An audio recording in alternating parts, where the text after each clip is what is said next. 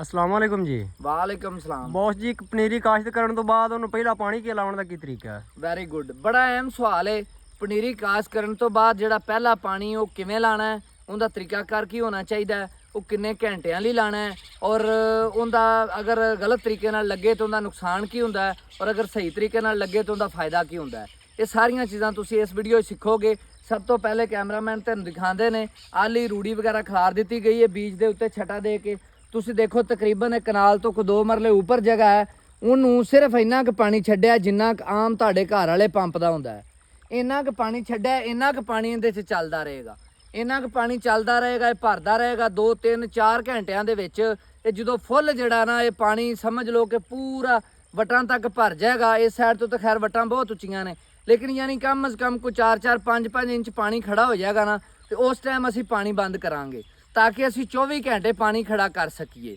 ਔਰ 24 ਘੰਟੇ ਪਾਣੀ ਖੜਾ ਕਰਨ ਤੋਂ ਬਾਅਦ ਪਾਣੀ ਹਮੇਸ਼ਾ ਕੱਢਣਾ ਹੈ। 24 ਘੰਟੇ ਤੋਂ ਘੱਟ ਵੀ ਹੋ ਸਕਦੇ ਨੇ, 18 20 ਘੰਟੇ ਮਿਨੀਮਮ ਤੁਹਾਡਾ ਪਾਣੀ ਖੜਾ ਰਹਿਣਾ ਚਾਹੀਦਾ ਹੈ। ਵਿੱਚੋਂ ਪਾਣੀ ਸੁੱਕਣਾ ਨਹੀਂ ਚਾਹੀਦਾ, ਯਾਨੀ ਉਹਨੂੰ ਵਕਫਾ ਨਹੀਂ ਆਉਣਾ ਚਾਹੀਦਾ। ਇਹਦੇ ਨਾਲ ਕੀ ਹੋਏਗਾ ਕਿ ਤੁਹਾਡੀ ਜਰਮੀਨੇਸ਼ਨ ਬਹੁਤ ਅੱਛੀ ਹੋਏਗੀ। ਲੇਕਿਨ ਜਿਹੜਾ ਥੋੜਾ ਪਾਣੀ ਛੱਡਣ ਦਾ ਕੀ ਮਕਸਦ ਹੈ? ਥੋੜਾ ਪਾਣੀ ਛੱਡਣ ਦੇ 2-3 ਮਕਾਸਦ ਨੇ। ਇੱਕ ਤਾਂ ਇਹ ਹੁੰਦਾ ਹੈ ਕਿ ਜ਼ਮੀਨ ਆਹਿਸਤਾ ਆਹਿਸਤਾ ਪਾਣੀ ਪੀ ਲੈਂਦੀ, ਜ਼ਮੀਨ ਦੀ ਪਾਣੀ ਪੀਣ ਦੀ ਜਿਹੜੀ ਐਬਿਲਿਟੀ ਹੁੰਦੀ ਹੈ ਨਾ, ਕਪੈਸਿਟੀ ਹੁੰਦੀ, ਉਹ ਘਟ ਜਾਂਦੀ ਹੈ, ਔਰ ਪਾਣੀ 24 ਘੰਟੇ ਖੜਾ ਕਰਨ 'ਚ ਸਾਡੀ ਮਦਦ ਹੋ ਜਾਂਦੀ ਹੈ। ਦੂਸਰਾ ਇਹ ਹੁੰਦਾ ਹੈ ਕਿ ਜਿਹੜੀ ਜਗ੍ਹਾ ਤੋਂ ਅਸੀਂ ਮੂੰਹਾਂ ਖੋਲ੍ਹਨੇ ਆ ਨਾ, ਉਸ ਜਗ੍ਹਾ ਤੋਂ ਰੂੜੀ ਜਾਂ ਪੂਰਨ ਜਿਹੜੀ ਹੁੰਦੀ ਨਾ, ਉਹ ਵੈਸੇ ਪੂਰਨ ਥੋੜੀ ਵੱਤਰ 'ਚ ਹੋਣੀ ਚਾਹੀਦੀ। ਜਿਵੇਂ ਇਹ ਪੂਰਨ ਵੱਤਰ 'ਚ ਰੁੜਦੀ ਨਹੀਂ ਦੀ, ਲੇਕਿਨ ਅਗਰ ਪੂਰਨ ਸੁੱਕੀ ਹੋਏ ਤੇ ਉੱਤੇ ਤਰ ਕੇ ਅੱਗੇ ਟੁਰਨੀ ਸ਼ੁਰੂ ਹੋ ਜਾਏਗੀ। ਔਰ ਇਹਦੇ ਤੋਂ ਬਚਣ ਲਈ ਇੱਕ ਹੋਰ ਕੀ ਨੁਕਸਾਨ ਹੋਏਗਾ ਪੂਰਨ ਦੇ ਜਾਂ ਰੂੜੀ ਦੇ ਰਲਣ ਤੋਂ ਉੱਤੇ ਤਰਨ ਤੋਂ ਇਲਾਵਾ ਹੋਰ ਇੱਕ ਨੁਕਸਾਨ ਹੋਏਗਾ ਕਿ ਇਹਦੇ ਵਿੱਚ ਰੈਲਾਂ ਬਣ ਜਾਣਗੀਆਂ। ਤੁਸੀਂ ਅਗਰ ਗੌਰ ਕਰੋ, ਬਲਕਿ ਜਿਹੜੇ ਤਜਰਬੇ ਵਾਲੇ ਜ਼ਿਮੀਂਦਾਰ ਨੇ ਜਾਣਦੇ ਨੇ, ਜਿੱਥੋਂ ਪਾਣੀ ਛੱਡੀਦਾ ਉੱਥੋਂ ਵਿੱਚ ਰੈਲਾਂ ਬਣ ਜਾਂਦੀਆਂ, ਔਰ ਰੈਲਾਂ ਦੇ ਵਿੱਚੋਂ ਸੀਡ ਜਿਹੜਾ ਨਾ ਉਹ ਮਨੇ ਮੂਵ ਕਰ ਜਾਂਦਾ ਹੈ। ਔਰ ਸੀਡ ਮੂਵ ਕਰਨ ਨਾਲ ਕੀ ਹੁੰਦਾ ਹੈ ਕਿ ਉਹਨਾਂ ਜਗ੍ਹਾ ਤੇ ਖਲਾਅ ਬਣ ਜਾਂਦੇ ਨੇ, ਔਰ ਸੀਡ ਦੀ ਜਰਮੀਨੇਸ਼ਨ ਦੀ ਕਮੀ ਦੇ ਨਾਲ ਨਾਲ ਕੀ ਹੁੰਦਾ ਹੈ ਕਿ ਇੱਕ ਬੁਰਾ ਇੰਪ੍ਰੈਸ਼ਨ ਪੈਂਦਾ ਹੈ, ਔਰ ਇੰਝ ਲੱਗਦਾ ਹੈ ਕਿ ਜਿਵੇਂ ਕਿਸੇ ਸੁਸਤ ਤੇ ਕਾਹਲ ਇਨਸਾਨ ਨੇ ਫਸਲ ਬੀਜੀ ਹੋਈ ਹੈ। ਤੇ ਇੰਤਹਾਈ ਖੂਬਸੂਰਤੀ, ਮਿਹਨਤ ਤੇ ਲਗਨ ਨਾਲ ਜਦੋਂ ਫਸਲ ਬੀਜੀਏ ਫਿਰ ਅੱਲਾਹ ਤਾਲਾ ਦੀ ਜ਼ਾਤ ਬੜੀ ਰਾਜ਼ੀ ਹੁੰਦੀ ਹੈ। ਤੇ ਮੈਂ ਇਸ ਚੀਜ਼ ਦਾ ਬੜਾ ਕਾਇਲ ਹਾਂ ਕਿ ਅੱਛੇ ਤਰੀਕੇ ਨਾਲ ਮਿਹਨਤ ਕਰਕੇ ਖੂਬਸੂਰਤ ਸੋਹਣੇ ਤਰੀਕੇ ਨਾਲ ਕੰਮ ਕਰਿਆ ਕਰੋ, ਫਿਰ ਅੱਲਾਹ ਰਾਜ਼ੀ ਹੁੰਦਾ ਔਰ ਫਿਰ ਅੱਲਾਹ ਸਾਨੂੰ ਰਿਜ਼ਕ ਦਿੰਦਾ ਹੈ। ਔਰ ਇਹ ਜਦੋਂ ਫਿਰ ਰੈਲਾਂ ਬਣਦੀਆਂ, ਰੈਲਾਂ ਨਾਲ ਬੀ ਵੀ ਅੱਗੇ ਪਿੱਛੇ ਹੋ ਜਾਂਦਾ ਹੈ। ਉਸ ਤੋਂ ਇਲਾਵਾ ਪੂਰਨ ਵੀ ਅੱਗੇ ਪਿੱਛੇ ਹੁੰਦੀ ਹੈ। ਅਗਰ ਪਾਣੀ ਸਲੋ ਚਲਾਇਆ ਹੋਵੇ ਤੇ ਪੂਰਨ ਵੀ ਅੱਗੇ ਪਿੱਛੇ ਨਹੀਂ ਹੁੰਦੀ, ਰੈਲਾਂ ਵੀ ਨਹੀਂ ਬਣਦੀਆਂ, ਸੀਡ ਜਿੱਥੇ ਜਿੱਥੇ ਤੁਹਾਡਾ ਪਿਆ ਹੈ ਉੱਥੇ ਉੱਥੇ ਹੀ ਰਹੇਗਾ। ਠੀਕ ਹੋ ਗਿਆ।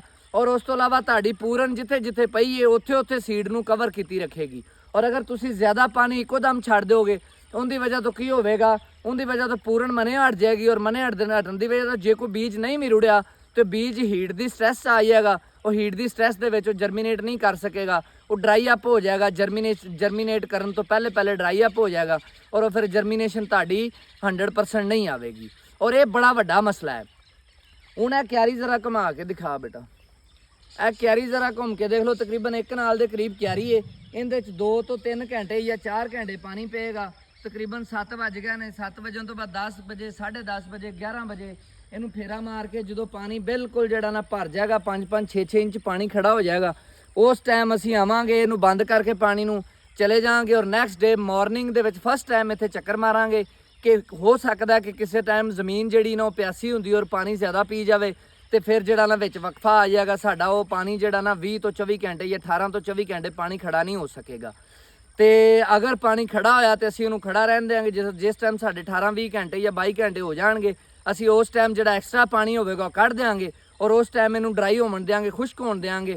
ਬੀਜ ਚੂੰਕਿ ਗਲ ਚੁੱਕਿਆ ਹੈ, ਆਪਣੀ ਜਰਮੀਨੇਸ਼ਨ ਸਟਾਰਟ ਕਰ ਚੁੱਕਿਆ ਹੋਵੇਗਾ ਉਸ ਟਾਈਮ, ਔਰ ਉਸ ਟਾਈਮ ਉਹਨੂੰ ਹੀਟ ਚਾਹੀਦੀ ਹੁੰਦੀ ਹੈ, ਔਰ ਉਸ ਟਾਈਮ ਅਸੀਂ ਉਹਨੂੰ ਮੌਕਾ ਦਿਆਂਗੇ। 2 ਦਿਨਾਂ ਦਾ ਕਮ ਅਜ਼ ਕਮ, ਇੰਨੀ ਗਰਮੀ ਦੇ ਵਿੱਚ 2 ਦਿਨ ਕਾਫੀ ਹੋਣਗੇ।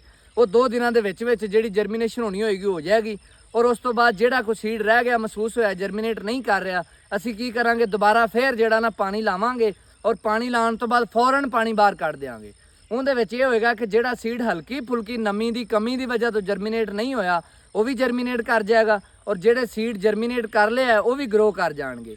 ਔਰ ਅਗਰ ਅਸੀਂ ਪਾਣੀ ਉਹ ਨਾ ਕੱਢਾਂਗੇ, ਜਿਹੜਾ ਅਸੀਂ ਫੌਰਨ ਜਰਮੀਨੇਸ਼ਨ ਤੋਂ ਬਾਅਦ ਲਾਣਾ ਹੈ, ਹੋਵੇਗਾ ਇੰਜ ਕਿ ਜਿਹੜਾ ਸੀਡ ਪਹਿਲੇ ਹੀ ਜਰਮੀਨੇਸ਼ਨ ਜਿਹੜਾ ਨਾ ਆਪਣੀ ਸੈਚੂਰੇਸ਼ਨ ਕਰ ਚੁੱਕਿਆ ਹੈ, ਯਾਨੀ ਪਾਣੀ ਪੀ ਚੁੱਕਿਆ ਔਰ ਜਰਮੀਨੇਸ਼ਨ ਦੇ ਕਰੀਬ ਪਹੁੰਚ ਚੁੱਕਿਆ, ਲੇਕਿਨ ਹਲਕੀ ਫੁਲਕੀ ਨਮੀ ਦੀ ਕਮੀ ਦੀ ਵਜ੍ਹਾ ਤੋਂ ਉਹ ਜਰਮੀਨੇਟ ਨਹੀਂ ਕਰ ਸਕਿਆ। ਉਸ ਟਾਈਮ ਫਿਰ ਅਗਰ ਅਸੀਂ ਪਾਣੀ ਖੜਾ ਰਹਿਣ ਦਿਆਂਗੇ ਤੇ ਉਹ ਜਿਹੜੀ ਕਮੀ ਹੁੰਦੀ ਹੋਏਗੀ ਉਹ ਕਮੀ ਵੀ ਛੱਡ ਕੇ ਉਹਦੇ ਚ ਜ਼ਿਆਦਤੀ ਪਾਣੀ ਦੀ ਹੋ ਜਾਏਗੀ ਔਰ ਜ਼ਿਆਦਤੀ ਦੀ ਵਜ੍ਹਾ ਤੋਂ ਪਹਿਲੇ ਉਹ ਡਰਾਈ ਰਹਿ ਗਿਆ ਫਿਰ ਉਹ ਗਲ ਜਾਏਗਾ, ਯਾਨੀ ਉਸ ਵਜ੍ਹਾ ਤੋਂ ਵੀ ਸਾਡੀ ਜਰਮੀਨੇਸ਼ਨ ਇਫੈਕਟ ਹੋਏਗੀ। ਤੇ ਇਸ ਲਈ ਇਹ ਸਾਰੀਆਂ ਚੀਜ਼ਾਂ ਬਹੁਤ ਬਰੀਕੀ ਵਾਲੀਆਂ, ਬਹੁਤ ਇhtiyat ਵਾਲੀਆਂ, ਲਗਨ ਤੇ ਸ਼ੌਕ ਵਾਲੀਆਂ ਹੁੰਦੀਆਂ ਨੇ। ਤੇ ਸੁਸਤੀਆਂ ਛੱਡ ਕੇ, ਕਾਹਲੀਆਂ ਛੱਡ ਕੇ ਇਹਨਾਂ ਚੀਜ਼ਾਂ ਦੇ ਉੱਤੇ ਮਿਹਨਤ ਤੇ ਕੋਸ਼ਿਸ਼ ਕਰਿਆ ਕਰੋ। ਬੇਸ਼ੱਕ ਉਹ ਮਾਲਕ ਹੈ ਔਰ ਉਹ ਤੁਹਾਡੇ ਰਿਜ਼ਕ ਦੇ ਵਿੱਚ ਤੁਹਾਡੀ ਮਿਹਨਤ ਨੂੰ ਕਿਸੇ ਜਗ੍ਹਾ ਤੇ ਵੀ ਜ਼ਾਇਗਾ ਨਹੀਂ ਜਾਣ ਦਿੰਦਾ, ਜ਼ਾਇਆ ਨਹੀਂ ਜਾਣ ਦਿੰਦਾ। ਤੇ ਮਿਹਨਤ ਕਰਦੇ ਰਹੋ ਤੇ ਰਿਜ਼ਕ ਕਮਾਉਂਦੇ ਰਹੋ ਤੇ ਆਪਣੇ ਬੱਚਿਆਂ ਨੂੰ ਖਵਾਉਂਦੇ ਰਹੋ। ਇਹਦੇ ਨਾਲ ਹੀ ਇਜਾਜ਼ਤ ਦਿਓ। ਕਿਸਾਨ ਜ਼ਿੰਦਾਬਾਦ, ਪਾਕਿਸਤਾਨ ਪੈਂਦਾਬਾਦ। ਬਹੁਤ ਜ਼ਿੰਦਾਬਾਦ।